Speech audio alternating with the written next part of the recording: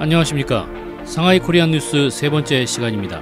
지난 2회 방송에도 많은 성원을 보내주신 데 깊이 감사드립니다. 첫 번째 소식입니다. 제74주년 광복절 기념식이 상하이 총영사원과 항주 임시정부청사에서 열렸습니다. 상하이 총영사관에서 개최된 기념식에서는 3.1운동 및 대한민국 임시정부 수립 100주년을 기념하여 이곳 화동지역에 거주하시는 유일한 생존 유공자인 101세의 소영화 지사의 후손과 독립유공자 후손들을 초청하여 그 의미를 되새겼습니다. 이날 기념식에는 교민과 유관기관 대표 등 100여 명이 참석을 하였습니다. 이날 경축사에서 최영삼 총영사는 문재인 대통령의 축사를 대독하였는데요. 과거를 성찰하는 것은 과거에 매달린 것이 아니라 과거를 딛고 미래로 가는 것이며 지금이라도 일본이 대화와 협력의 길로 나온다면 우리는 기꺼이 손을 잡을 것이라고 강조했습니다. 또한 아무도 흔들 수 없는 나라 건설을 위해 책임있는 경제 강국으로 자유무역의 질서를 지키고 대륙과 해양을 아우르는 평화의 번영을 선도하는 교량국가가 될 것이며 평화 경제를 구축하고 통일로 광복을 완성하겠다는 목표를 제시했습니다. 오늘 74주년 광복절, 특히 이곳 대한민국 임시정부가 이곳 상하이에서 설립된 지 딱 100주년이 되는 해에 경축식을 기념하게 되어 감개가 무량합니다. 특별히 대통령님의 경축사, 아무도 흔들 수 없는 나라라는 그런 주제를 가지고 대독을 해드렸는데 저희들이 그 각오를 새롭게 하는 계기가 되었습니다. 중국이 포함된, 한국과 일본이 포함된 이 동북아시아에서 금년도 광복절을 맞이해서 동북아와 동아시아의 평화를 새롭게 하는 계기가 되기를 바랍니다. 한편 항주 임정청사에서는 현지 교민들과 절강성 한인 대표들 60여 명이 참석을 하여 기념식을 거행했습니다. 총영사관을 대표하여 참석한 정재훈 영사는 역시 문재인 대통령의 축사를 대독하였습니다. 다음은 중국 관련 소식입니다. 국가통계국이 7월 70개 도시의 주택가격 변동사항 데이터를 발표했습니다. 통계에 의하면 매매가 상승폭이 전반적으로 안정된 것으로 나타났으며 전년 대비 1, 2, 3선 도시의 경우 상승폭이 다소 하락했거나 전월과 같았습니다. 현재 중국 대다수 지역의 돼지고기 가격은 킬로그램당 22원에 판매되고 있습니다.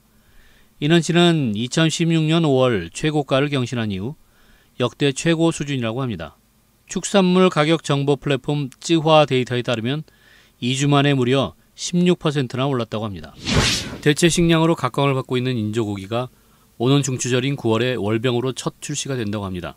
중앙TV 뉴스에 따르면 베이징공업대학 리젠 보교수 실험팀과 식물성 고기 브랜드 스타필드가 공동 개발한 제품으로서 주 성분은 콩과 식물성 단백질 성분이며 소량의 지방을 함유하고 있어 일반 육류와 비슷한 맛과 식감을 보이지만 콜레스테롤이 없어 건강에는 더 좋다고 평가되고 있습니다. 미국의 회원제 창고 할인 매장인 코스트코가 오는 27일 상하이에 중국 1호점을 오픈합니다. 한인타운과 인접한 미난구에 위치한 코스트코 매장은 부지 면적만 2만 평방미터라고 합니다. 또한 중국에서 가입한 회원카드는 전 세계 모든 코스트코 매장에서 사용이 가능하다고 합니다. 신장 위구르 자치구에 위치한 지무사얼 유저는 현재 확인된 매장량이 12억 톤에 달한다고 합니다. 370평방킬로미터의 탐사구역에 시추정 80여 개, 3,200명의 시추공들이 밤을 새워가며 탐사를 하고 있는 중이라고 전하고 있습니다. 신화망은 베이징 상하이 등지의 대형 쇼핑몰에서 다양한 전동 칫솔이 인기를 얻고 있다고 전했습니다. 2018년 인터넷 쇼핑 분석 보고서에 따르면 전동 칫솔의 매출이 전년 대비 80% 이상 증가했는데요. TM마오에서는 6월 18일 할인 행사 당일 1분 동안 10,000개 이상이 팔렸고 16시간 동안 40만 개가 팔린 것으로 나타났습니다. 중국망에 따르면 올해 중국 내에 건설 예정인 5G 기지국 수는 15만 개에 이를 전망입니다.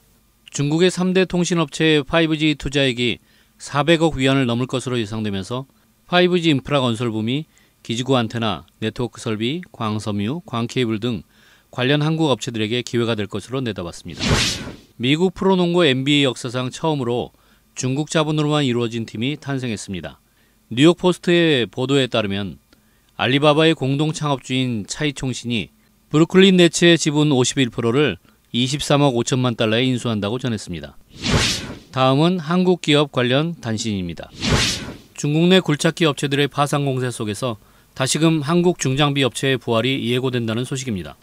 두산인프라코어는 7월까지 누적 판매량 1만 246대로 전년 유사한 수준이었으며 현대건설기계는 누적 판매량 5,170대로 전년 동기 대비 판매량을 넘어섰다고 합니다. 이랜드 관계자는 화이브라더스 코리아와의 협력으로 중국 주얼리 시장 진출에 힘을 얻게 됐다며 지속적으로 자사 브랜드와 시너지를 낼 수 있는 파트너를 찾아 브랜드 파워를 강화할 것이라고 말했습니다. 태양광 발전 전문기업인 OCI가 사업 효율화 차원에서 중국 법인의 합병을 추진한다고 합니다. 중국의 태양광 시장이 치열해지고 있는 가운데 현지 법인을 일원하여 경쟁력을 높이겠다는 전략입니다. 헤어 제품 전문업체인 TS 트릴리오는 중국 시장에서의 안정적인 마케팅을 위해 화리엔그룹과 업무 협약을 맺었다고 합니다.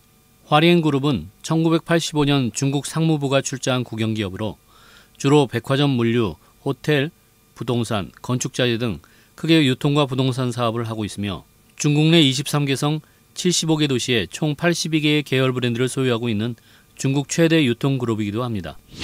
종합엔터테인먼트 기업 더 E&M은 중국 최대 검색 엔진 바이두에 K-팝 컨텐츠를 공급한다고 밝혔습니다. 이를 계기로 중국에 다시금 한류 열풍이 불기를 기대하는 바입니다. LG전자가 중국 루미와 함께 스마트홈 분야 신기술 개발과 사업 협력을 위한 업무 협약을 맺었습니다.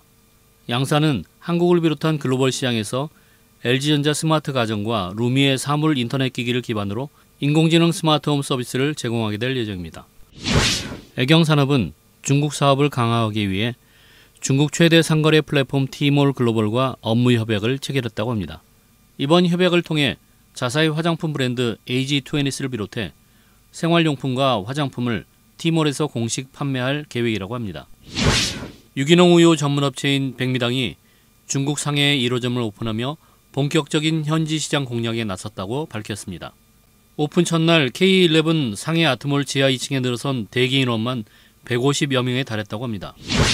주식회사 돕는 사람들의 프랜차이즈 브랜드 치킨플러스는 중국 공유 주방업체 황샤오띠와 화로구이 전문 브랜드 부산화로와 함께 중국 시장 확대를 위한 MOU를 체결했습니다. 현대자동차가 친환경 모델인 라페스타 EV와 고급 브랜드 제네시스를 내세워 중국 시장 반등을 노리고 있습니다. 현대차는 라페스타 EV, 엔시노 EV, 링동 하이브리드 3종의 친환경차를 올 하반기 중국 시장에 출시할 계획입니다. 신세계 면세점은 8일 국내 업계 최초로 중국 메신저 위챗의 샤오청시 멤버십 클럽 서비스를 시작한다고 밝혔습니다. 다음은 교민 관련 소식입니다. 한중 수교 27주년을 맞이하는 올해 상하이 임시정부 시절 독립운동가들이 건립한 인성학교의 정신을 계승한 상해한국학교가 한국에서 총동문회를 창립했습니다. 상하이 임시정부 100주년과 상해한국학교 개교 20주년을 맞는 해에 출발하는 총동문회의 출범이 교민사회에 주는 의미는 남다르다고 할 수 있습니다. 상해한국학교는 1999년 9월 1일 1학년 2개 학급 36명, 2학년 1개 학급 10명으로 개교한 이후 2001년도 초등학생 7명 졸업을 시작으로 현재까지 초등학교 1257명, 중학교 1344명, 고등학교 1586명의 졸업생을 배출했습니다. 개교 20주년을 맞이하는 상해한국학교는 올해 대대적인 리모델링을 통해 아이들의 교육 환경을 개선하였습니다. 학교가 지어진 지도 벌써 12년이 지난 상태라 노후된 교실과 화장실을 새 단장하여 아이들의 개학을 기다리고 있습니다. 상해한국학교는 올해로 개교 20주년이 되었습니다.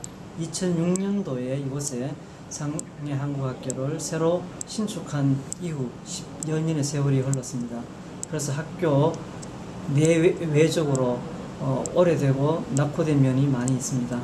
그래서 시설들을 보완해서 학생들이 보다 쾌적하고 안정된 환경 속에서 학습할 수 있도록 전면적으로 교학동 전체를 리모델링 하였습니다. 상하이 속 작은 유럽 신틴디에 야간 산책로가 개방됩니다. 샹하이 파푸에 따르면 후빈루와 황피날루, 지안루까지 이어진 야간 산책로가 밤 8시부터 새벽 5시까지 개방됩니다. 이번에 첫 개방되는 야간 산책로는 일반 산책로와는 다르게 초반에는 주말과 밤에만 임시 개방됩니다. 야간 산책로는 놀이터 야시장, 노천극장, 버스킹, 인터랙티브 체험관, 서늘한 휴식 공간 등 6가지 테마 공간으로 나뉘어 있습니다. 상하이 한인타운의 중심인 한국성 징팅따샤 주변에 리모델링 공사가 한창입니다. 한국성은 한국 식당과 은행은 물론 의류, 자파, 컴퓨터 액세서리 등 한국 업체들이 집중되어 있으며 특히 한국계 입시학원이 밀집되어 있는 곳이기도 합니다. 이번 공사는 8월 말까지 진행될 예정이며 완료 후에는 더욱 다양한 편의시설과 부대시설이 확충되어 교민은 물론 한인타운을 찾는 중국인들에게도 보다 나은 환경과 서비스를 제공할 예정이라고 합니다. 이것으로 상하이 코리아 뉴스를 마치겠습니다. 무더운 여름의 끝자락에 건강 유의하시고요.